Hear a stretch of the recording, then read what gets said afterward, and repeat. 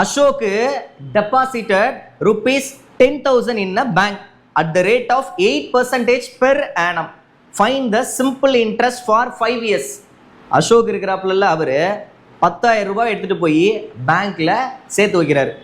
ஆண்டுக்கு 8% என்ற வட்டி விதத்தில் ஒரு வங்கியில் முதலீடு செய்துள்ளாருன்னு சொல்லிட்டாங்க. 5 ஆண்டுகளில் கிடைக்கும் தனி வட்டியை காண்க. இப்போ அவர் எவ்வளோங்க பேங்க்ல போய் சேர்த்து வச்சாரு? 10,000 ரூபாய். பேங்க்ல போய் நம்ம இன்வெஸ்ட் பண்றோம் இல்லையா, அது எப்பயுமே 100% இருக்கும். இதுல எந்த சந்தேகமும் வேண்டாம். நம்ம கிட்ட இருக்கிற பணத்தை கொண்டு போய் பேங்க்ல டெபாசிட் பண்றோம்ல, அந்த அமௌண்ட்டை ஆல்வேஸ் ஷுட் பி 100% அப்படின்றத ஞாபகத்தில் வச்சு. சரியா? இந்த பேங்க் என்ன பண்றாங்க, இதுல 8% எவ்வளோன்னு பார்த்து நம்ம அக்கௌண்ட்ல கிரெடிட் பண்றாங்க. சொல்லுங்க, 10,000 ரூபாயில 8% எவ்வளோ? எப்படி சார் கண்டுபிடிக்கிறது? சிம்பிளுங்க. 10,000 அப்படியே எடுத்து எழுதுங்க. எழுதியாச்சா?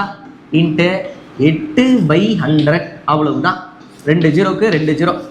100 × 8 என்ன வருது? 800 ரூபாய் கிடைக்குதா? அந்த பேங்க் நமக்கு ஒரு வருஷத்துக்கு 800 ரூபாய் வட்டி கொடுக்குறாங்க. அப்படின்னா கொஸ்டின்ல என்ன கேட்டிருக்கிறாங்க?